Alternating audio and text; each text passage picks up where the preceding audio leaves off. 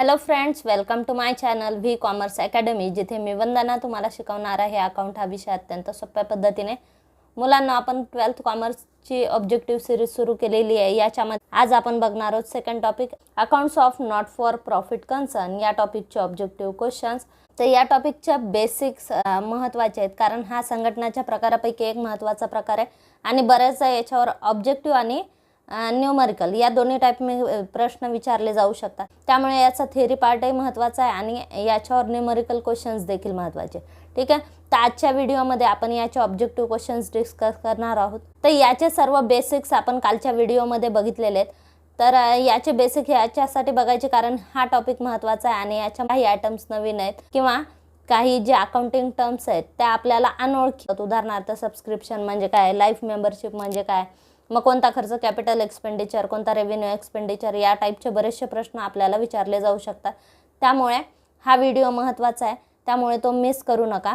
ऑर्गनायझेशनचे दोन महत्त्वाचे प्रकार असतात, ट्रेडिंग, नॉन ट्रेडिंग. ज्या व्यवसायामध्ये आपण वस्तूची विक्री करतो, वस्तूचे उत्पादन करतो किंवा विक्री करतो आणि त्याच्या विक्रीतून नफा मिळवत असतो, तर अशा व्यवसायांना ट्रेडिंग कन्सर्न म्हणतात. एकल व्यापारी संघटना, भागीदारी संघटना, कंपनी हे सगळे ट्रेडिंग कन्सर्नमध्ये येतात. आणि नॉट फॉर प्रॉफिट कन्सर्नमध्ये ज्या संस्थांचा उद्देश नफा कमावणे हा उद्देश नसतो, तर समाजाला सर्व्हिस प्रोव्हाइड करणे किंवा मेंबर्सला सर्व्हिस प्रोव्हाइड करणे हा त्यांचा मेन उद्देश असतो. नफा कमावणे हा उद्देश नसतो. तर अशा संघटनांना किंवा अशा संस्थांना नॉट फॉर प्रॉफिट कन्सर्न म्हणतात. मग याच्यामध्ये काय येतात, चॅरिटेबल ट्रस्ट, चॅरिटेबल हॉस्पिटल्स, धार्मिक संस्था, लायब्ररी. तर हे वेगवेगळ्या प्रकार याच्यामध्ये NPOमध्ये येतात. यालाच NPO नॉट फॉर प्रॉफिट कन्सर्नसुद्धा म्हणतात. यांनाच NPO सुद्धा म्हणतात. NPO म्हणजे नॉन प्रॉफिट ऑर्गनायझेशन. ओके, चला तर मग या टॉपिकचे ऑब्जेक्टिव्ह क्वेश्चन्स सुरू करू. तुम्हाला फर्स्ट दिले, select the most appropriate alternative from the those given below. First दिले, not for profit concern renders dash services to public. Not for profit concern ह्या कशासाठी स्थापन झालेल्या असतात, समाजाला सर्व्हिस प्रोव्हाइड करण्यासाठी. ठीक आहे, पब्लिकला सर्व्हिस प्रोव्हाइड करतात. कोणत्या सर्व्हिसेस प्रोव्हाइड करतात, ऑप्शन दिले, कमर्शियल, सोशल, इंडिव्हिज्युअल, ग्रुप. ठीक आहे, तर नॉट फॉर प्रॉफिट ह्या सोशल सर्व्हिस प्रोव्हाइड करण्यासाठी स्थापन झालेल्या असतात. या ऑर्गनायझेशनमध्ये काय काय येतात, स्पोर्ट्स क्लब येतात, चॅरिटेबल हॉस्पिटल्स येतात, स्कूल्स, कॉलेजेस, युनिव्हर्सिटीज, काही सोशल वेलफेअर असोसिएशनसुद्धा येतात, त्यानंतर धार्मिक संस्था येतात आणि लायब्ररीसुद्धा येतात. तर ह्या सगळ्या संस्था काय करत असतात, समाजाला सोशल सर्व्हिस प्रोव्हाइड करत असतात. आणि ह्या सोशल सर्व्हिसेस कशासाठी दिल्या जातात, to promote art, culture, sport, education.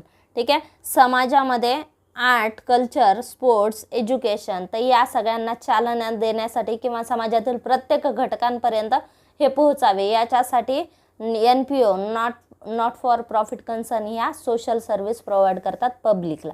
ठीक आहे, मग त्या ठिकाणी कुठे फ्री ऑफ कॉस्ट त्या सर्व्हिस प्रोव्हाइड केल्या जातात आणि कुठे कुठे कमी किमतीला किंवा लो कॉस्टला त्या प्रोव्हाइड केल्या जातात. त्यानंतर आहे donation for scholarship fund is. Donation for scholarship fund, donation म्हणजे काय, देणगी. ठीक आहे, आता या NPO काय, नॉट फॉर प्रॉफिट कन्सर्न या संस्था प्रॉफिट अचीव करण्यासाठी स्थापन झालेल्या नसतात. या समाजाला सर्व्हिस प्रोव्हाइड करण्यासाठी, सोशल सर्व्हिसेस प्रोव्हाइड करण्यासाठी स्थापन झालेल्या असतात. म्हणजे या संस्थांचा मुख्य उद्देश काय असतो, समाजाला सर्व्हिस प्रोव्हाइड करणे किंवा सेवा प्रदान करणे हा त्यांचा महत्त्वाचा उद्देश असतो. मग यांचं मेन मोटिव्ह प्रॉफिट कमावणे हे नसतं. मग त्यामुळे मग जर मेन मोटिव्ह किंवा व्यवसायाचा मुख्य उद्देश प्रॉफिट कमावणे हे नसेल, तर मग हा व्यवसाय चालणार कसा. ठीक आहे, मग व्यवसाय चालवण्यासाठी तर फंड पाहिजे. मग हा फंड कुठून येतो, हा फंड येतो डोनेशनमधून. ठीक आहे, मग या संस्थांना समाजातील वेगवेगळ्या घटकांकडून त्यांना डोनेशन मिळत असतं. ठीक आहे, समाजामध्ये जे काही आर्थिकदृष्ट्या सुदृढ लोक असतात, तर ते काय करत असतात, त्यांच्या इच्छेप्रमाणे अशा संस्थांना डोनेशन देत असतात. ठीक आहे, मग हे डोनेशन म्हणजेच त्यांचा इन्कम सोर्स आहे. ठीक आहे, नॉट फॉर प्रॉफिट ऑर्गनायझेशनचा इन्कम सोर्स काय आहे, डोनेशन. डोनेशनमधून सुद्धा त्यांना इन्कम मिळत असतात आणि त्यातून ते काय करतात, सर्व्हिस प्रोव्हाइड करतात. ठीक आहे, डोनेशन म्हणजे काय, देणगी. मग हे डोनेशन दोन प्रकारचं असतं. एक जनरल डोनेशन असतं. जनरल डोनेशन म्हणजे आता समजा आपण एका स्पोर्ट क्लबला 10,000चं डोनेशन दिलं. मग 10,000चं डोनेशन दिलं, मग इथे आपण मेन्शन केलं नाही की हे 10,000 तुम्ही कशावर स्पेंड करायचे. तर हे तिथं आपण देताना मेन्शन केलेलं नाही किंवा डोनरने त्याची इच्छा सांगितली नाही की हे 10,000 कशाला खर्च करा, अशी इच्छा त्यांनी व्यक्त केलेली नाही. त्यामुळे हे डोनेशन कोणत्या कॅटेगरीमध्ये येणार, याला म्हणणार जनरल डोनेशन. ठीक आहे. आणि जनरल डोनेशन हे रेव्हेन्यू रिसिप्ट म्हणून ट्रीट केलं जातं. ठीक आहे. आणि दुसरं डोनेशन आहे 10,000 रुपये. जर समजा एका डोनरने या डोनरने 10,000 रुपये दिले आणि त्यांनी सांगितलंय की याच्यामध्ये एक टुर्नामेंट ऑर्गनाईज करा आणि याचं बक्षीस, त्या टुर्नामेंटच्या बक्षीससाठी हे 10,000 रुपये त्यांनी दिले.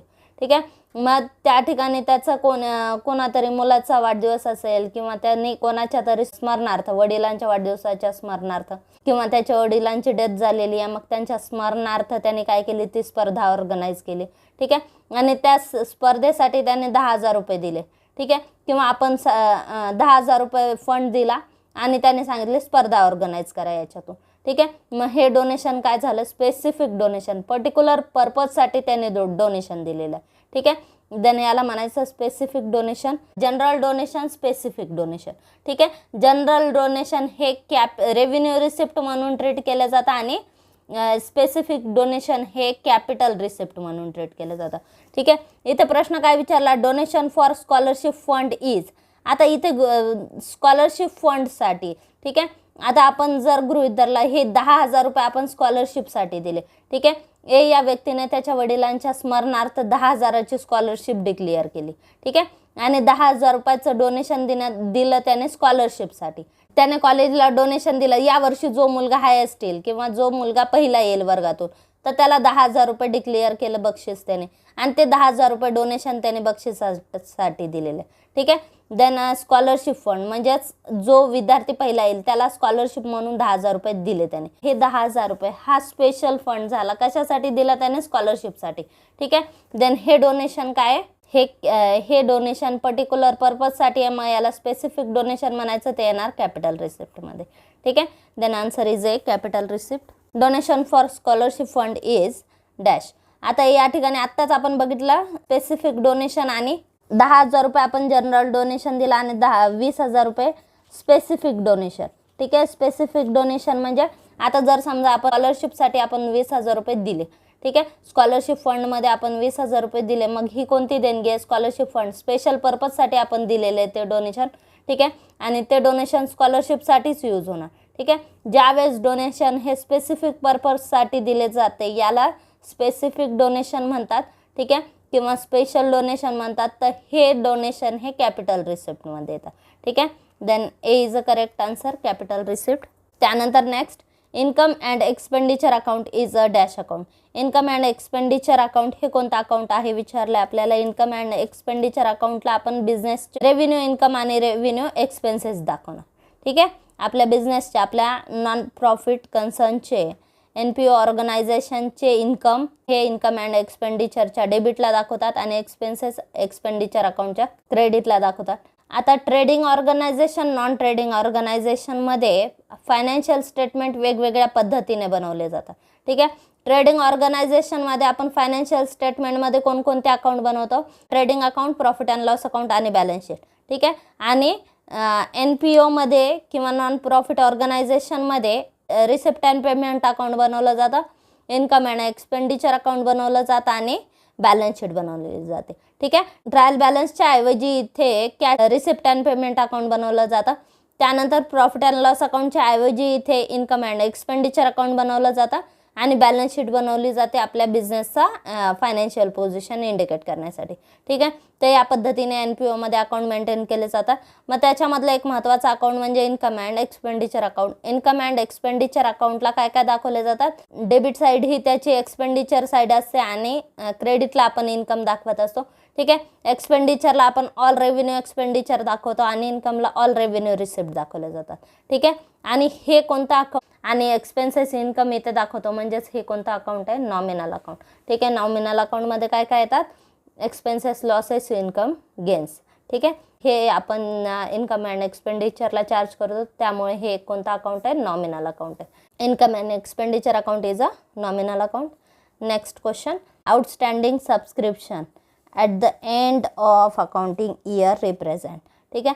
सबस्क्रिप्शन म्हणजे काय, आपले जे NPO ऑर्गनायझेशनमध्ये जे मेंबर्स असतात तर त्या मेंबरला जी फीस, मंथली फीस असते चार्ज केलेली मंथली किंवा इयरली, काही ठिकाणी मंथली असेल, काही ठिकाणी इयरली असेल, फीस भरावी लागते, याला म्हणतात subscription. Outstanding subscription at the end of accounting year, म्हणजे आपल्याला आपलं या वर्षीचं सबस्क्रिप्शन काही लोकांचं मिळालेलं नाही आहे, ठीक आहे, ते आउटस्टँडिंग आहे, ते आत्ता मिळालेलं नाही पण पुढच्या वर्षी मिळेल, ठीक आहे, म्हणजेच ती बिझनेसची काय ॲसेट आहे, ठीक आहे, आपल्या ऑर्गनायझेशनची ती काय ॲसेट आहे, की आपल्या हे सबस्क्रिप्शन आपल्याला मिळणार आहे, ठीक आहे, आपल्याला मिळणार आहे. आपल्याला जर काही पैसे द्यायचे असतील तर ती आपली लायबिलिटी आहे, जर आपल्याला मिळणार असेल तर ते काय आपलं इन्कम आहे, ठीक आहे, आपली ॲसेट आहे, आपल्याला मिळणार आहेत ते पैसे, then it is an asset, ठीक आहे. Outstanding subscription at the end of accounting year represents an asset. Next, subscription received in advance during the accounting year is. Subscription received in advance, आपल्याला subscription मिळतं, हे आपलं income आहे, बिझनेसचं income आहे, ठीक आहे. सबस्क्रिप्शन म्हणजे काय, आपल्या ज्या ऑर्गनायझेशनचे NPO ऑर्गनायझेशन्सचे जे मेंबर्स असतात तर त्या मेंबरला जी फीस चार्ज होते, ठीक आहे, किंवा जे मंथली त्यांना पैसे भरावे लागतात याला सबस्क्रिप्शन, मंथली किंवा इयरली काही पैसे भरावे लागतात याला सबस्क्रिप्शन म्हणतात, ठीक आहे. आणि ते रिसिव्ड इन ॲडव्हान्स सांगितलं आहे तुम्हाला, ते सबस्क्रिप्शन आउटस्टँडिंग असेल तर ती आपली ॲसेट असते. आणि जर समजा कोणी ॲडव्हान्समध्ये दिलेलं, ठीक आहे, ए या व्यक्तीकडे, एकडे काय यावर्षी पैसे जास्त होते, आपले इयरली सबस्क्रिप्शन समजा 1000 आहे, त्याने काय केले 1000 त्याच्याकडे अवेलेबल होते, त्यांनी लास्ट आपल्याला पुढच्या वर्षीचे आत्ताच दिले त्यांनी, ठीक आहे, पुढच्या वर्षीचं सबस्क्रिप्शन त्याने आत्ताच दिलं म्हणजेच त्याने ॲडव्हान्समध्ये सबस्क्रिप्शन दिलं, ठीक आहे, ती त्याची ॲसेट आहे, आपली लायबिलिटी आहे, ठीक आहे. पुढच्या वर्षी ड्यू होईल त्यावेळेस आपण ते इन्कम दाखवू, पण आता ती आपली काय आहे, आपली लायबिलिटी आहे, ठीक आहे. आता सध्या ती आपली लायबिलिटी आहे, त्याची प्रॉपर्टी आपली काय आहे, लायबिलिटी आहे, ठीक आहे. Then D is a correct answer, a liability. Subscription received in advance during the accounting year, it is a liability. आता याच्यावर हा महत्त्वाचा पॉईंट आहे बघा, या NPO ऑर्गनायझेशनमध्ये कॅल्क्युलेशनच्या बाबतीत सबस्क्रिप्शन हा पॉईंट अत्यंत महत्त्वाचा आहे. आणि कधी कधी याच्यावर न्यूमरिकल क्वेश्चनसुद्धा विचारले जाऊ शकतात. Final amount of subscription find out, म्हणजे तुम्ही सबस्क्रिप्शन किती दाखवणार यावर्षी, ठीक आहे. त्यानंतर next, excess of income over expenditure is term as. Excess of income side जास्त आहे एक्सपेन्सेसपेक्षा, ठीक आहे. आपण गृहीत धरला आपले इन्कम किती आहेत, आपले इन्कम 1 लाख आहेत, ठीक आहे, इन्कम 1 लाख आहेत, त्यातून एक्सपेन्सेस आपण 60,000 पेड केले, ठीक आहे, उरले किती 40,000. मग या 40,000लाच काय म्हणायचं, एक्सेस ऑफ इन्कम, ठीक आहे. इन्कम किती आपलं, इन्कम 1 लाख आहे, एक्सपेन्सेस 60,000 आहे, इन्कम 40,000 जास्त आहे एक्सपेन्सेसपेक्षा, ठीक आहे. मग यालाच काय म्हणायचं, एक्सेस ऑफ इन्कम. मग कितीने जास्त आहे, 40,000, इन्कम जास्त आहे एक्सपेन्सेस कमी आहे, इन्कम 40,000 जास्त आहे, यालाच आपण प्रॉफिट म्हणणार, ठीक आहे. आणि या ठिकाणी प्रॉफिट आपण इथे इन्कम अँड एक्सपेंडिचर अकाउंट ज्यावेळेस प्रिपेअर करतो तिथं प्रॉफिट अँड लॉस हा वर्ड नाही वापरला जात, तिथे वापरला जातो डेफिसिट अँड सरप्लस. सरप्लस म्हणजेच प्रॉफिट आणि डेफिसिट म्हणजे लॉस, ठीक आहे. आपण प्रॉफिट अँड लॉस अकाउंटला ज्यावेळेस बॅलन्स काढतो तिथे आपण प्रॉफिट किंवा लॉस वर्ड यूज करतो, कारण त्या प्रॉफिट ऑर्गनायझेशन तिथे प्रॉफिट कमावणे हे मेन उद्देश आहे, ठीक आहे. त्यामुळे हे वर्ड्स आपण तिथे प्रॉफिट अँड लॉस अकाउंटला शो केले जातात. पण इन्कम अँड एक्सपेंडिचरला प्रॉफिट किंवा लॉस हे वर्ड्स वापरले जात नाहीत, तिथं वापरले जातात word surplus and deficit. Surplus म्हणजेच प्रॉफिट आणि डेफिसिट म्हणजे लॉस, ठीक आहे. देन 1 लाख रुपये आपलं इन्कम आहे, 60,000 एक्सपेन्सेस आहेत, इन्कममधून एक्सपेन्सेस आपण लेस केले, 40,000 बॅलन्स आला. या 40,000ला आपण काय म्हणणार, याला म्हणणार सरप्लस, ठीक आहे. याला आपण प्रॉफिट नाही म्हणणार, याला इथे आपण सरप्लस म्हणणार. Then C is a correct answer. Next, not for profit concern prepares dash account instead of profit and loss account to know the result. आत्ताच इथं डिस्कस केलं, ठीक आहे. आपण प्रॉफिट अँड लॉस अकाउंट कुठे बनवलं जातं, profit and loss account trading कन्सर्नमध्ये बनवलं जातं, आणि नॉन ट्रेडिंग कन्सर्नमध्ये इन्कम अँड एक्सपेंडिचर अकाउंट बनवलं जातं, ठीक आहे. आणि इन्कम अँड एक्सपेंडिचर अकाउंट काय शो करतं, आपल्या व्यवसायाचा रिझल्ट शो करतं. आता या ठिकाणी प्रॉफिट अँड लॉस अकाउंटला आपण काय फाइंड आउट करतो, प्रॉफिट किंवा लॉस फाइंड आउट केला जातो, नेट प्रॉफिट नेट लॉस. तसं इन्कम अँड एक्सपेंडिचर आपल्याला काय दाखवतं, सरप्लस किंवा डेफिसिट दाखवतो, ठीक आहे. नॉट फॉर प्रॉफिट ऑर्गनायझेशन या कशासाठी स्थापन झालेल्या आहेत, या सर्व्हिस रेंडर करण्यासाठी टू पब्लिकला सर्व्हिस प्रोव्हाइड करण्यासाठी त्या स्थापन झालेल्या असतात. ट्रेड करणे किंवा बिझनेस करणे, व्यवसायाची वस्तूची विक्री, वस्तू सेवांची विक्री करणे आणि त्यातून प्रॉफिट अचीव करणे हे त्यांचं मेन उद्देश नसतं. त्यांचं उद्देश काय असतं? सर्व्हिस प्रोव्हाइड करणे, समाजाला सर्व्हिस प्रोव्हाइड करणे, सोशल सर्व्हिसेस प्रोव्हाइड करणे हे NPO ऑर्गनायझेशनचं महत्त्वाचं उद्देश असतं. आणि त्यामुळं प्रॉफिट कमवणे हे तिथे महत्त्वाचं उद्देश नसतं. त्यामुळे प्रॉफिट अँड लॉस अकाउंट तिथे बनवलं जात नाही. तिथे इन्कम अँड एक्सपेंडिचर अकाउंट बनवलं जातं व्यवसायाचे फायनान्शियल रिझल्ट दाखवण्यासाठी. ठीक आहे. आता NPO ऑर्गनायझेशनमध्ये बघा, या संस्था प्रॉफिट कमवण्यासाठी स्थापन झालेल्या नसतात. मग संस्था चालणार कशा? मग या संस्था डोनेशनवर चालत असतात. डोनेशन आणि सबस्क्रिप्शन. जे मेंबर्स आहेत त्यांनी सबस्क्रिप्शन भरलेलं आहे किंवा जे समाजामध्ये जे आर्थिकदृष्ट्या सुदृढ घटक असतात किंवा आर्थिकदृष्ट्या जे वेल सेटल लोक असतात तर ते काय करत असतात? अशा संस्थांना डोनेशन देत असतात. आणि हा नॉट फॉर प्रॉफिट कन्सर्नचा इन्कम सोर्स असतो. आणि त्याच्यामुळं जे डोनेशन इथे मिळालेले तर त्या डोनेशनचं युटिलायझेशन कसं झालं किंवा कसा फंड युटिलाइज केला तर हे संस्थेला शो करणे गरजेचं असतं. कारण या संस्था समाजाला जबाबदार असतात. ठीक आहे. समाजातून त्यांना उत्पन्न मिळतं तर त्यांना त्या उत्पन्नातून कोणत्या सर्व्हिस प्रोव्हाइड केल्या किंवा कसं युटिलायझेशन केलं, डोनेशन फंड बिझनेसचा फंड किंवा डोनेशन मिळून जो फंड क्रिएट झालेला, गोळा झालेला आहे तर तो कसा युटिलाइज केला तर हे दाखवण्यासाठी इथं सुद्धा अकाउंट शो करावे लागतात. ठीक आहे. मग यांना सुद्धा फायनान्शियल स्टेटमेंट्स बनवावे लागतात. मग हे फायनान्शियल स्टेटमेंट बनवताना ट्रायल बॅलन्सच्या ऐवजी कोणतं अकाउंट बनवलं जातं? Receipt and payment account. त्याच्यानंतर प्रॉफिट अँड लॉस अकाउंटच्या ऐवजी इन्कम अँड एक्सपेंडिचर अकाउंट बनवलं जातं आणि बॅलन्स शीट बनवली जाते. ठीक आहे. तर एवढे अकाउंट्स इथे प्रिपेअर केल्या जातात. त्याच्यामध्ये प्रॉफिट अँड लॉस अकाउंटच्या ऐवजी इन्कम अँड एक्सपेंडिचर प्रिपेअर केलं जातं. Then B is correct answer. Next, the closing balance of receipt and payment account usually represent. Closing balance of receipt and payment account. Receipt and payment account हे एक प्रकारचं cash account असतं. ठीक आहे. इथे cash summary दाखवली जाते किंवा नॉन प्रॉफिट ऑर्गनायझेशनमध्ये पर्टिक्युलर इयरमध्ये किती कॅश ट्रान्झॅक्शन झाल्या, किती कॅश आली आणि किती कॅश गेली तर हे कॅश ट्रान्झॅक्शनची समरी रिसिप्ट अँड पेमेंट अकाउंटला असते. ठीक आहे. आणि या अकाउंटचं जे क्लोजिंग बॅलन्स आहे ते आपल्या बिझनेसचं किंवा या ऑर्गनायझेशनचं cash and bank balance show करतं. ठीक आहे. Then B is a correct answer. त्यानंतर next, not for profit organization is also called dash organization. आता नॉट फॉर प्रॉफिट ऑर्गनायझेशन यांचा महत्त्वाचा उद्देश नफा कमावणे हा नसतो, सर्व्हिस रेंडर करणे असतो. ठीक आहे. मग ह्या सर्व्हिसेस कोणाला प्रोव्हाइड करतात? ह्या संस्था सोशल सर्व्हिसेस प्रोव्हाइड करतात. ठीक आहे. समाजाला या सर्व्हिसेस प्रोव्हाइड करतात तर यांनाच काय म्हणतात? Service organisation. ठीक आहे. त्यामुळे यांना म्हणतात सर्व्हिस ऑर्गनायझेशन. ठीक आहे. ट्रेडिंग, प्रॉफिट मेकिंग किंवा कमर्शियल ऑर्गनायझेशन म्हणजेच ज्या संस्था किंवा जे बिझनेस आपण प्रॉफिट मिळवण्यासाठी स्थापन केले जातात तर यांनाच ट्रेडिंग कन्सर्न म्हणतात किंवा प्रॉफिट मेकिंग ऑर्गनायझेशन किंवा कमर्शियल ऑर्गनायझेशन म्हणतात. ठीक आहे. आणि नॉन ट्रेडिंग ऑर्गनायझेशन म्हणजेच ज्या सर्व्हिस प्रोव्हाइड करण्यासाठी स्थापन झालेल्या आहेत मग याला सर्व्हिस ऑर्गनायझेशन सुद्धा म्हणतात. ठीक आहे. Then service organisation, not for profit organisation किंवा नॉन प्रॉफिट ऑर्गनायझेशन हे सगळे एकच. ठीक आहे. Next, expenditure on purchase of building is a dash expenditure. Expenditure on purchase of building. ठीक आहे. बिल्डिंग आपण परचेस केली तर तो जो खर्च आहे, आपण 10 लाखाची बिल्डिंग परचेस केली. ठीक आहे. मग बिल्डिंग परचेस केली, बिल्डिंग ही लॉंग पिरियडसाठी आपण यूज करणार की हा खर्च लॉंग फ्युचर पिरियडसाठी केलेला. ठीक आहे. लॉंग पिरियडसाठी केलेला खर्च आहे त्यामुळे तो खर्च कोणता असतो? Capital expenditure. जे एक्सपेंडिचर आपण लॉंग पिरियडसाठी केले त्याला कॅपिटल एक्सपेंडिचर म्हणतात. जे एक्सपेन्सेस शॉर्ट पिरियडसाठी आहेत किंवा ते परत करावे लागतात याला रेव्हेन्यू एक्सपेंडिचर म्हणतात. ठीक आहे.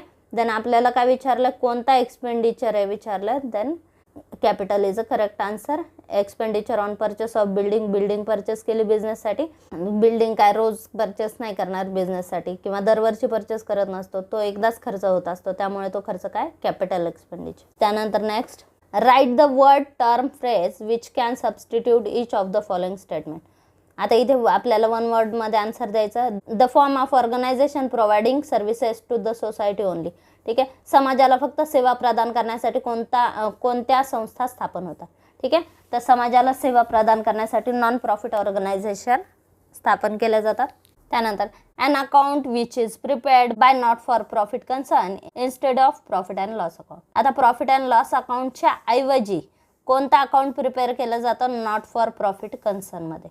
ठीक आहे, तर नॉट फॉर प्रॉफिटमध्ये प्रॉफिट अँड लॉस अकाउंट या नॉट फॉर प्रॉफिट ऑर्गनायझेशन आहेत, म्हणजे इथे नफा कमवण्याला महत्त्व दिलं जात नाही. ठीक आहे, त्यामुळे इथे profit and loss account prepare होत नाही, इथे income and expenditure account prepare होतं. ठीक आहे, व्यवसायाचे रिझल्ट फाइंड आउट करण्यासाठी किंवा ऑर्गनायझेशनचे रिझल्ट फाइंड आउट करण्यासाठी इथे इन्कम अँड एक्सपेंडिचर अकाउंट बनवलं जातं. ठीक आहे, then answer is income and expenditure account. Next, donation received for specific purpose. Not for profit ऑर्गनायझेशनसाठी डोनेशन हा त्यांचा इन्कम सोर्स असतो. हे डोनेशन जनरल पर्पजसाठी दिलेलं असेल तर याला रेव्हेन्यू रिसिप्ट्स म्हणतात. म्हणजेच त्या ठिकाणी डोनरने स्पेशली तिथं मेन्शन केलेलं नाही की हा फंड किंवा हे पैसे कशासाठी दिलेले, तर याला म्हणतात जनरल डोनेशन आणि ते रेव्हेन्यू रिसिप्ट म्हणून ट्रीट केले जातं. आणि ज्या वेळेस हे स्पेसिफिक पर्पजसाठी दिलेलं डोनेशन म्हणजे पर्टिक्युलर स्कॉलरशिपसाठी फंड यूज करा किंवा टुर्नामेंट प्राईजसाठी हा फंड यूज करा किंवा बिल्डिंग फंड म्हणून यूज करा, तर या ठिकाणी डोनेशन देताना डोनरने तिथं स्पेशली मेन्शन केलेलं आहे की हा पैसा कशासाठी यूज करायचा आहे. ठीक आहे, तर त्याच्यामुळे या अशा टाईपच्या डोनेशनला स्पेसिफिक पर्पज डोनेशन म्हणतात. मग हे डोनेशन ही एक प्रकारची कॅपिटल रिसिप्ट असते. ठीक आहे, देन याला कॅपिटल रिसिप्ट म्हणतात किंवा याला स्पेसिफिक डोनेशन सुद्धा म्हणतात. मग या टाईपच्या डोनेशनला काय म्हणतात, स्पेसिफिक डोनेशन ही एक प्रकारची कॅपिटल रिसिप्ट असते. स्पेसिफिक डोनेशन ही कॅपिटल रिसिप्ट असते बिझनेसची. त्यानंतर next, the receipt which are not recurring in nature. The receipt which are not recurring. ठीक आहे, नॉट रिकरिंग म्हणजे काय, परत परत उद्भवणे, याला रिकरिंग म्हणतात. ठीक आहे, जे खर्च परत करावे लागतात आपल्याला त्याला रिकरिंग एक्सपेन्सेस म्हणतात. आणि ज्या रिसिप्ट आपल्याला परत मिळत असतात याला रिकरिंग रिसिप्ट म्हणतात. ठीक आहे, मग आता इथे काय सांगितलं, receipt which are not recurring. ठीक आहे, जे रिसिप्ट आपल्याला परत मिळत नाहीत. ठीक आहे, उदाहरणार्थ आपल्या ऑर्गनायझेशनला बिल्डिंग फंड मिळाला 1,00,000 रुपये. ठीक आहे, मग हा बिल्डिंग फंड दरवर्षी मिळेल का किंवा दररोज मिळेल का, दर महिन्याला मिळेल का, नाही. मग हा काय नॉन रिकरिंग नेचरचा. ठीक आहे, मग याला कॅपिटल रिसिप्ट म्हणतात. ठीक आहे, जे नॉन रिकरिंग रिसिप्ट्स आहेत किंवा ज्या रोज आपल्याला मिळत नाहीत किंवा व्यवसायात आपल्याला ऑर्गनायझेशनमध्ये आपल्याला नेहमी त्या मिळत नाहीत, तर याला नॉन रिकरिंग रिसिप्ट्स म्हणतात. तर याला कॅपिटल रिसिप्ट्स म्हणतात. Next, an account which records only revenue items in case of not for profit organization. Not for profit ऑर्गनायझेशनमध्ये ज्या अकाउंटला फक्त रेव्हेन्यू आयटम आपण दाखवत असतो. ठीक आहे, नॉट फॉर प्रॉफिट ऑर्गनायझेशनमध्ये रिसिप्ट अँड पेमेंट अकाउंट बनवलं जातं. तर त्या रिसिप्ट अँड पेमेंट अकाउंटला आपण सगळ्या रिसिप्ट म्हणजेच लास्ट इयरच्या, करंट इयरच्या आणि नेक्स्ट इयरच्या अशा 3 रिसिप्ट दाखवत असतो. म्हणजे तिथे एक्सपेंडिचर दोन्ही दाखवतात, रेव्हेन्यू आयटम पण दाखवतात, कॅपिटल आयटम पण दाखवतात. ठीक आहे, पण इन्कम अँड एक्सपेंडिचरला फक्त आपण रेव्हेन्यू एक्सपेन्सेस दाखवत असतो आणि तिथे फक्त रेव्हेन्यू रिसिप्ट दाखवलं जातं. ठीक आहे, answer is income and expenditure account. An account which record only revenue items in case of not for profit concern income and expenditure account. Next, account which records only cash transaction in case of not for profit concern. ठीक आहे, not for प्रॉफिट कन्सर्नसाठी cash transaction record केल्या जातात, ज्याच्यामध्ये फक्त cash transaction record केलं जातं. ठीक आहे, मग ते रेव्हेन्यू किंवा कॅपिटल बघितलं जात नाही. कॅश ट्रान्झॅक्शन ऑर्गनायझेशनचे जेवढ्या कॅश आल्या तिथे रेकॉर्ड केल्या जातात आणि ऑर्गनायझेशनमधून ज्या वेळेला कॅश गेलेली आहे तर त्या तिथे रेकॉर्ड केल्या जातात. ठीक आहे, सगळ्या कॅश ट्रान्झॅक्शन इथे रेकॉर्ड केल्या जातात, याला म्हणतात रिसिप्ट अँड पेमेंट अकाउंट. आता याचा आन्सर मी इथे ॲरो करून दाखवते. ठीक आहे, याचं सुद्धा हेच आन्सर आहे आणि इथे पण हेच आन्सर आहे. ठीक आहे, इन्कम अँड एक्सपेंडिचर अकाउंट दोन्ही क्वेश्चन्स तर तेच आन्सर आहे. इथे मी आता याचं रिसिप्ट अँड पेमेंट अकाउंट लिहिते. ठीक आहे, कॅश ट्रान्झॅक्शन रेकॉर्ड करण्यासाठी कोणतं अकाउंट प्रिपेअर केलं जातं, receipt and payment account. Next, the income which earn during the year but not received during the year. आता इन्कम अर्न आहे, आपलं इन्कम ड्यू आहे. ठीक आहे, आपल्याला मिळायला पाहिजे, पण अजून मिळालं नाहीये, बट नॉट रिसिव्ड. ठीक आहे, मग यालाच आपण काय म्हणणार, आउटस्टँडिंग इन्कम. इन्कम ड्यू आहे, अर्न नाही, अर्न झालंय आपल्याला ते. ठीक आहे, पण अजून आपल्याकडे ते पैसे जमा झाले नाही, कॅश मिळाली नाही त्याची आपल्याला. ठीक आहे, देन याला म्हणायचं outstanding income. The income which is earn during the year but not received during the year. Answer is outstanding income. Next, the credit balance of income and expenditure account. हे आता इन्कम अँड एक्सपेंडिचर अकाउंट आपण बनवलेलं. आता याची debit side ही एक्सपेन्सेसची side असते आणि credit side ही इन्कमची side असते. ठीक आहे, आता एक्सपेन्सेस इन्कम आपण दाखवत असतो.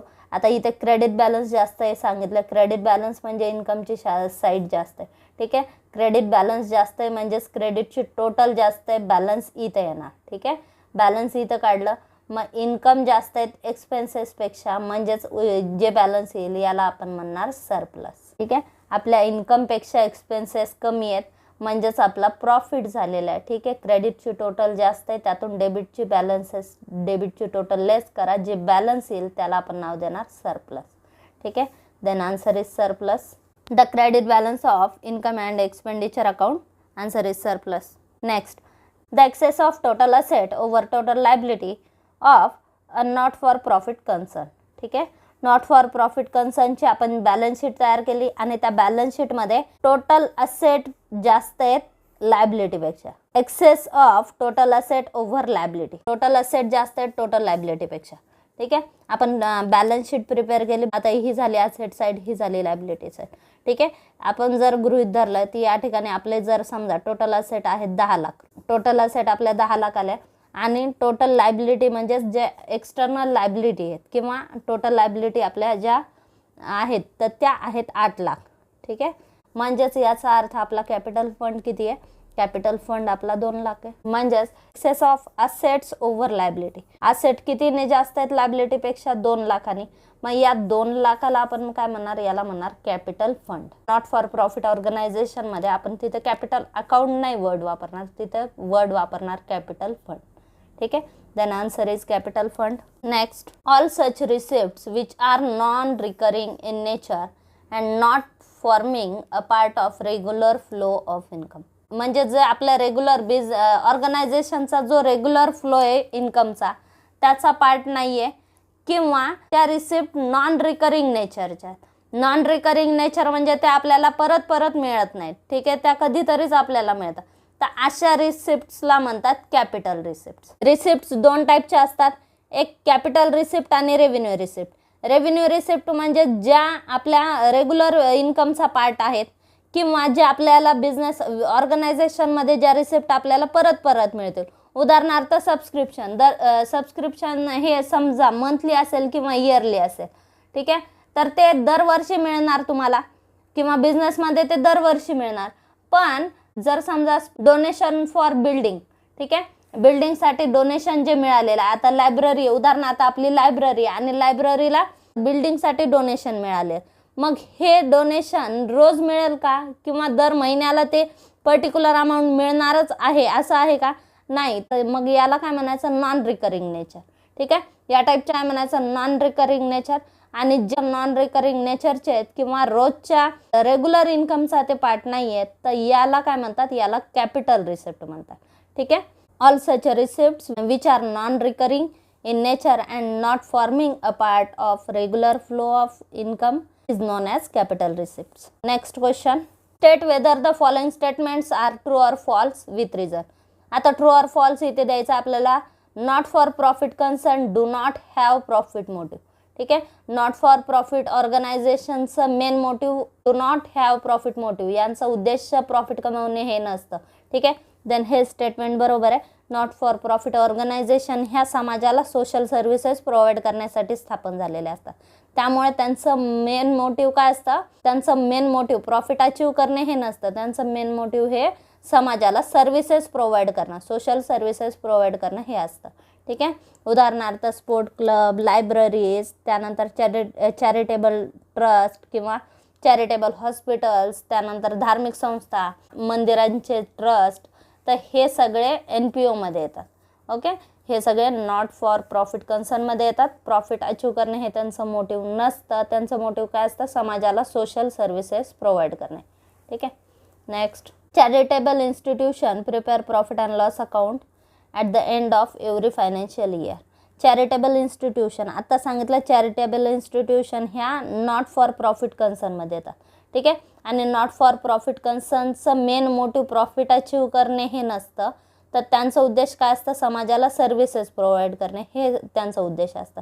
आणि त्या संस्था त्यांचे हिशेब मेंटेन करण्यासाठी तिथे फायनान्शियल स्टेटमेंटमध्ये प्रॉफिट अँड लॉस अकाउंट बनवत नाही. तिथे प्रॉफिट अँड लॉस अकाउंटच्या ऐवजी तिथे income and expenditure account prepare केलं जातं. ठीक आहे. Then every year financial statements prepare केल्या जातात, कारण या इन्स्टिट्यूशनचं मेन इन्कम काय असतं, डोनेशन. ठीक आहे. किंवा समाजामध्ये जे आर्थिकदृष्ट्या सबल घटक असतात तर त्यांच्याकडून त्यांना डोनेशन मिळत असतं आणि त्या डोनेशनमधून या संस्थांचा किंवा या इन्स्टिट्यूशनचं काम चालत असतं. मग त्यामुळे त्यांना ज्या लोकांकडून डोनेशन मिळालं त्यांना तर त्यांच्या डोनेशनचं युटिलायझेशन कसं झालं किंवा फंड कसं युटिलाइज झाला तर हे दाखवणं, लोकांना डिस्क्लोज करणं हे देखील या संस्थांचं काम असतं. त्याच्यामुळे ते फायनान्शियल स्टेटमेंट त्यांना दरवर्षी बनवावे लागतातच. ठीक आहे. पण मग त्यांचे फायनान्शियल स्टेटमेंट ट्रेडिंग ऑर्गनायझेशनपेक्षा वेगळे असतात. ट्रेडिंग ऑर्गनायझेशनमध्ये फायनान्शियल स्टेटमेंटमध्ये काय येतं, trading account, profit and loss account, balance sheet. पण इथं प्रॉफिट अँड लॉस अकाउंट इथे प्रिपेअर होत नाही. प्रॉफिट अँड लॉस अकाउंटच्या ऐवजी तिथं income and expenditure account prepare होतं. ठीक आहे. आता इथे काय दिलं, चॅरिटेबल इन्स्टिट्यूशन ही एक प्रकारची NPO ऑर्गनायझेशन आहे. ठीक आहे. आणि त्याच्यामुळे तिथे profit and loss account prepare होणार नाही, ते income and expenditure account prepare करणार. ठीक आहे. देन हे स्टेटमेंट रॉंग आहे. Next, there is no difference between receipt and payment account and income and expenditure account. ठीक आहे. Receipt and payment account is a cash summary of organisation. ठीक आहे. या अकाउंटमध्ये कॅश समरी की ज्या पर्टिक्युलर अकाउंटिंग इयरमध्ये किंवा पर्टिक्युलर पिरियडमध्ये जेवढ्या ट्रान्झॅक्शन झाल्या, जेवढ्या कॅश ट्रान्झॅक्शन झाल्या तर त्या सगळ्यांची समरी इथे असते. ठीक आहे. म्हणजेच मग त्याच्यामध्ये सगळ्या रिसिप्ट दाखवल्या जातात. कॅपिटल रिसिप्ट, रेव्हेन्यू रिसिप्ट दोन्ही दाखवल्या जातात. पेमेंटमध्ये कॅपिटल एक्सपेंडिचर, रेव्हेन्यू एक्सपेंडिचर दोन्ही दाखवले जातात. ठीक आहे. म्हणजेच इथं कॅपिटल आणि रेव्हेन्यू हे डिफरन्सिएशन नसतं रिसिप्ट अँड पेमेंट अकाउंटमध्ये. ठीक आहे. आणि इन्कम अँड एक्सपेंडिचर अकाउंटमध्ये आपण कोणते इन्कम दाखवतो, फक्त रेव्हेन्यू इन्कम दाखवले जातात इथे आणि एक्सपेंडिचरला फक्त रेव्हेन्यू एक्सपेन्सेस दाखवले जातात. ठीक आहे. कॅपिटल रिसिप्ट आणि कॅपिटल एक्सपेंडिचर हे आपण बॅलन्स शीटला शो करतो. ठीक आहे. Then receipt and payment account आणि इन्कम अँड एक्सपेंडिचर अकाउंट हे दोन्हीही वेगवेगळे. ठीक आहे. इथे काय सांगितलं, there is no difference between receipt and payment account and income and expenditure account. हे स्टेटमेंट रॉंग आहे. नेक्स्ट क्वेश्चन आहे, income and expenditure account represent either surplus or deficit. Income and expenditure account prepare केलं आपण. ठीक आहे. Profit and loss अकाउंटला काय show होतं, प्रॉफिट अँड लॉस अकाउंटला net profit net loss show होतो. ठीक आहे. आणि प्रॉफिट अँड लॉस अकाउंटच्या ऐवजी आपण इन्कम अँड एक्सपेंडिचर अकाउंट बनवत असतो. इन्कम अँड एक्सपेंडिचर अकाउंटच्या इन्कम साईडला ऑल रेव्हेन्यू इन्कम दाखवले जातात आणि एक्सपेंडिचर साईडला ऑल रेव्हेन्यू एक्सपेंडिचर दाखवले जातात. ठीक आहे. And excess of income over expenditure याला सरप्लस म्हणतात आणि excess of expenditure over income याला डेफिसिट म्हणतात. ठीक आहे.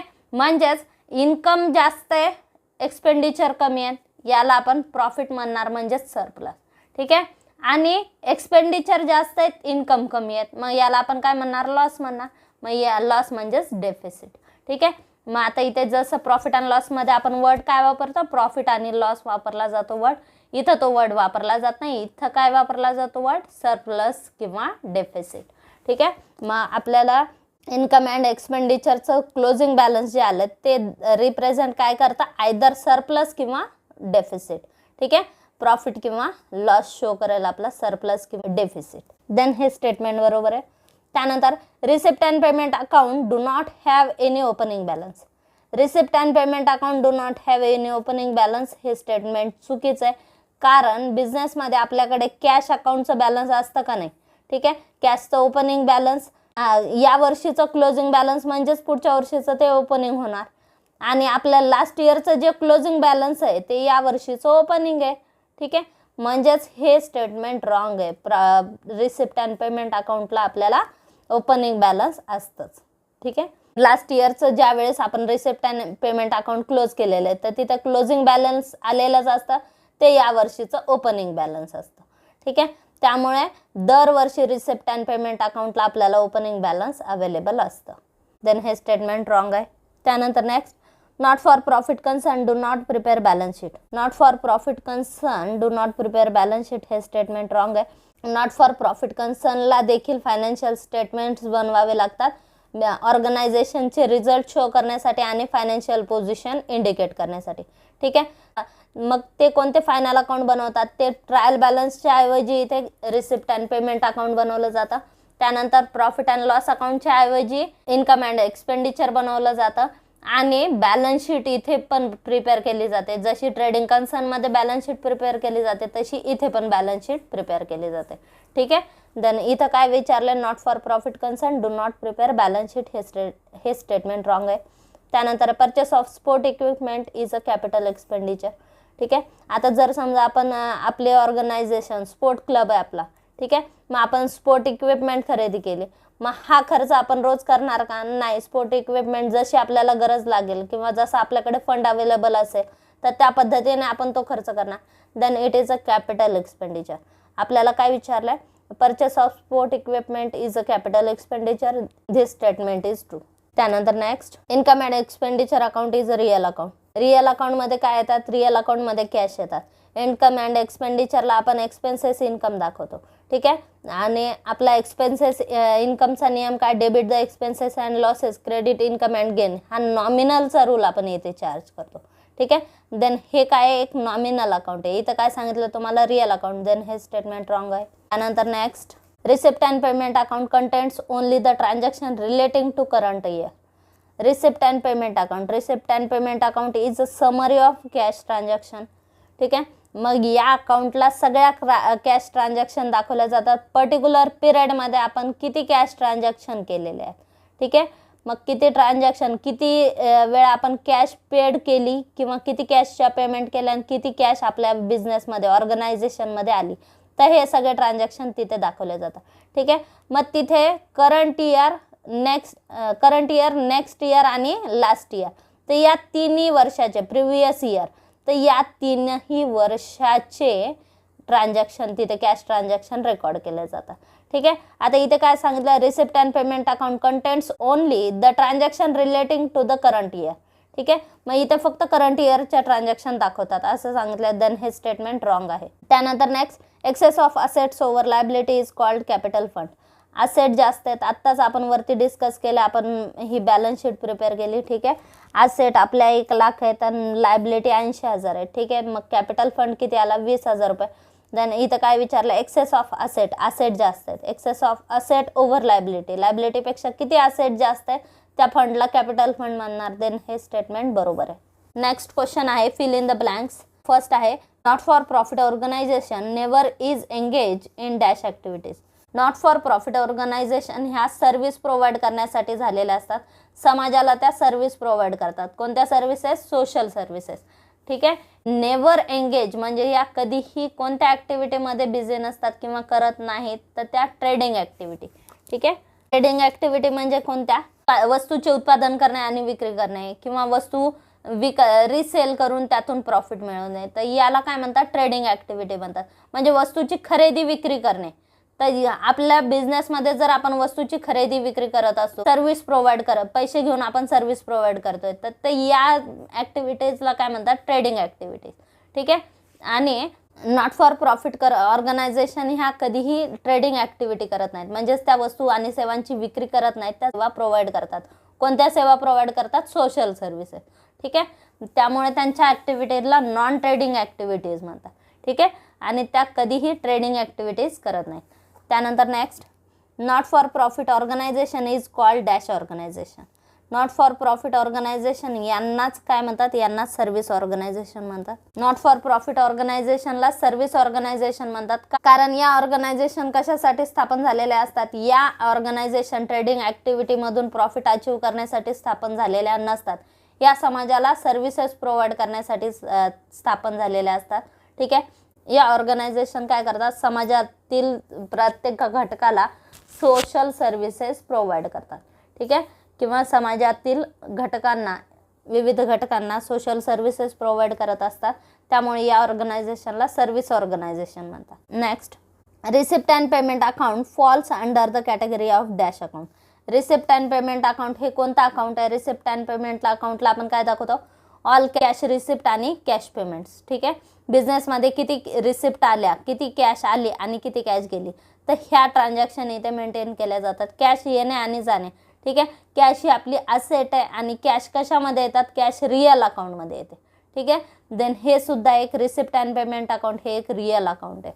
Next, in receipt and payment account the summary of dash transaction are recorded. ठीक आहे, आता सांगितलं रिसिप्ट अँड पेमेंट अकाउंट हे कशासाठी बनवलं जातं. इथे आपण कॅश रिसिप्ट आणि कॅश पेमेंट घेणार. ठीक आहे, ऑल कॅश ट्रान्झॅक्शन इथे रेकॉर्ड केल्या जातात, म्हणजेच याला काय म्हणतात? समरी ऑफ कॅश म्हणतात. ठीक आहे, in receipt and payment account the summary of cash transaction are recorded. ठीक आहे, बिझनेसमध्ये किंवा ऑर्गनायझेशनमध्ये किती कॅश आली आणि किती कॅश गेली, तर या ट्रान्झॅक्शनची समरी आपण रिसिप्ट अँड पेमेंटमध्ये रेकॉर्ड करत असतो. त्यानंतर income and expenditure account is similar to dash account of trading concern. Trading कन्सर्नमध्ये फायनान्शियल स्टेटमेंटमध्ये एक महत्त्वाचं अकाउंट जे बनवलं जातं ते असतं प्रॉफिट अँड लॉस अकाउंट. ठीक आहे, प्रॉफिट अँड लॉस अकाउंटला आपण बिझनेसचे ऑल रेव्हेन्यू एक्सपेन्सेस आणि रेव्हेन्यू इन्कम चार्ज करत असतो. ठीक आहे, आणि नॉन ट्रेडिंग कन्सर्नमध्ये त्याच्याऐवजी इन्कम अँड एक्सपेंडिचर अकाउंट बनवलं जातं.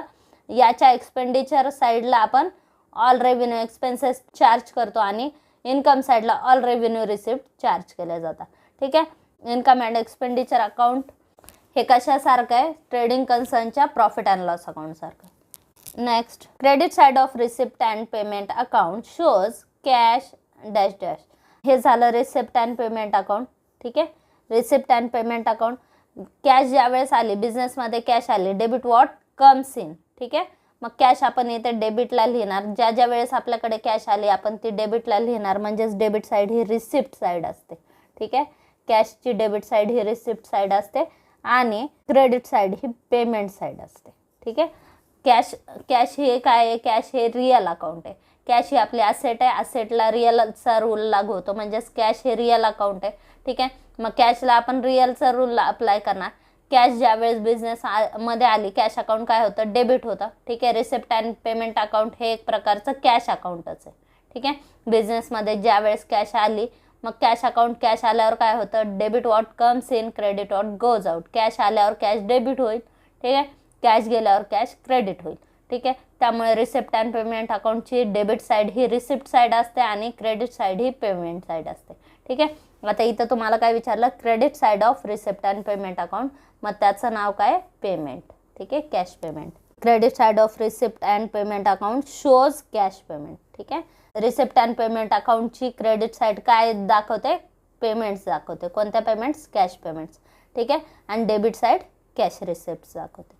Next, income and expenditure account is a dash account. Income and expenditure account, income and expenditure कोणत्या कॅटेगरीत येतात? इन्कम अँड एक्सपेंडिचर हे नॉमिनलमध्ये येतात. ठीक आहे, then income and expenditure account हे एक प्रकारचं नॉमिनल अकाउंट आहे. त्यानंतर next, Mumbai university prepare dash account instead of profit and loss account. ठीक आहे, आता युनिव्हर्सिटी कोणत्या कॅटेगरी अंतर्गत येतात? शैक्षणिक संस्था आहेत त्या सुद्धा NPO अंतर्गत येतात. ठीक आहे, देन युनिव्हर्सिटी सुद्धा NPO मध्ये येईल, मग तिथे profit and loss account prepare होणार नाही. NPO मध्ये profit and loss account prepare होत नाही. NPO हे काय? नॉन ट्रेडिंग ऑर्गनायझेशन आहे. Profit and loss account trading organisation बनवत असतात आणि मुंबई युनिव्हर्सिटी ही NPO मध्ये येईल, नॉट फॉर प्रॉफिट ऑर्गनायझेशनमध्ये येईल. त्यामुळे इथे प्रॉफिट अँड लॉस ऐवजी इथे income and expenditure account prepare होणार. ठीक आहे, then answer is income and expenditure account. मग इथे काय प्रिपेअर होणार? Income and expenditure account. त्यानंतर next, subscription received from the member is considered as dash receipt. Subscription म्हणजे काय? जे आपल्या क्लबचे किंवा आपल्या ऑर्गनायझेशनचे जे मेंबर्स आहेत तर त्या मेंबर्सकडून आपण जी मंथली फीस किंवा इयरली फीस कलेक्ट केली जाते. ठीक आहे, मग त्यांच्याकडून जे सर्व्हिस प्रोव्हाइड करण्यासाठी त्यांच्याकडून मंथली चार्जेस घेतले जातात किंवा इयरली चार्जेस घेतले जातात, तर यांनाच काय म्हणतात? यांना सबस्क्रिप्शन म्हणतात. ठीक आहे. मग ते मेंबर्सकडून घेतलं जातं. मग यालाच काय म्हणतात, मग ते दरवर्षी मेंबर्सला भरावे लागतात किंवा काही ठिकाणी मंथली चार्जेस असतात, काही ठिकाणी इयरली असतं सबस्क्रिप्शन. ठीक आहे. मग आता मग इयरली जर सबस्क्रिप्शन मेंबर्स भरतायत म्हणजेच दरवर्षी ते देतात. ठीक आहे. दरवर्षी पर्टिक्युलर अमाऊंट त्यांना सबस्क्रिप्शन म्हणून भरावी लागते. मग हे सबस्क्रिप्शन कोणतं इन्कम आहे, हे दरवर्षी मिळणार आपल्याला मेंबरकडून किंवा ऑर्गनायझेशनला दरवर्षी मिळणार, म्हणजेच हे रिकरिंग नेचरचं आहे. ठीक आहे. ही रिसिप्ट रिकरिंग नेचरची आहे, म्हणजेच याला रेव्हेन्यू रिसिप्ट म्हणतात. Then answer is revenue. Subscription received from the members is considered as revenue receipt. Next, the transactions recorded in income and expenditure accounts are related only to the dash year. The transaction recorded in income and expenditure account. Income and expenditure account हे एक nominal account आहे. ठीक आहे. आणि इथे आपण revenue receipt आणि revenue income charge करणार. इथे रेव्हेन्यू रिसिप्ट आणि रेव्हेन्यू एक्सपेन्सेस चार्ज करणार. ठीक आहे. आणि रेव्हेन्यू एक्सपेन्सेस किंवा रेव्हेन्यू रिसिप्ट म्हणजे काय, ट्रान्झॅक्शन आपण ज्या इन्कम अँड एक्सपेंडिचरमध्ये रेकॉर्ड केलेल्या आहेत तर त्या कोणत्या पिरियडशी रिलेटेड आहेत विचारलं. ठीक आहे. आता या ठिकाणी बघा, इन्कम अँड एक्सपेंडिचरला आपण इन्कम साईडला कोणत्या इन्कम चार्ज करणार, जे रिकरिंग नेचरचे आहेत किंवा जे रेव्हेन्यू इन्कम आहेत ते चार्ज करणार. एक्सपेंडिचरला आपण रेव्हेन्यू एक्सपेंडिचर चार्ज करणार. ठीक आहे. रेव्हेन्यू एक्सपेंडिचर किंवा रेव्हेन्यू रिसिप्ट म्हणजे काय, जे पर्टिक्युलर अकाउंटिंग पिरियडमधले एक्सपेन्सेस आहेत याला रेव्हेन्यू एक्सपेंडिचर म्हणतात. ठीक आहे. देन आपण तिथे खर्च कोणते चार्ज करणार, फक्त पर्टिक्युलर अकाउंटिंग पिरियडमध्ये, म्हणजेच आपल्या चालू वर्षाचे खर्च आपण तिथे दाखवणार. ठीक आहे. लास्ट इयरचे नाही दाखवणार आणि नेक्स्ट इयरचे सुद्धा नाही दाखवणार. ठीक आहे. आपण फक्त चालू वर्षाचे खर्च तिथे दाखवणार आणि चालू वर्षाचे इन्कम आपण दाखवणार. ज्या वर्षासाठी आपण ते अकाउंट प्रिपेअर केलेले आहेत त्या वर्षीचाच खर्च आणि इन्कम तिथे आपण चार्ज करणार. मग त्यामुळे हे कोणतं अकाउंट आहे, हे एक नॉमिनल अकाउंट आहे आणि इथे करंट इयरचे आपण एक्सपेन्सेस आणि इन्कम चार्ज करणार. ठीक आहे. Then answer is current. The transactions recorded in income and expenditure account are related only to the current year. ठीक आहे. फक्त करंट इयरचेच आपण ट्रान्झॅक्शन तिथे रेकॉर्ड करणार. कुठे, इन्कम अँड एक्सपेंडिचर अकाउंटमध्ये. तर हे झाले आपले नॉन फॉर प्रॉफिट ऑर्गनायझेशन या संस्थांचे 12th कॉमर्समधील second topic not for profit organisation या टॉपिकचे काही ऑब्जेक्टिव्ह क्वेश्चन्स. हा व्हिडिओ तुम्हाला कसा वाटला हे कमेंट बॉक्समध्ये नक्की कळवा. तुम्ही अजून चॅनलला सबस्क्राईब केलं नसेल तर चॅनलला सबस्क्राईब करा आणि व्हिडिओला लाईक करा, शेअर करा आणि सबस्क्राईब करा. थँक्यू.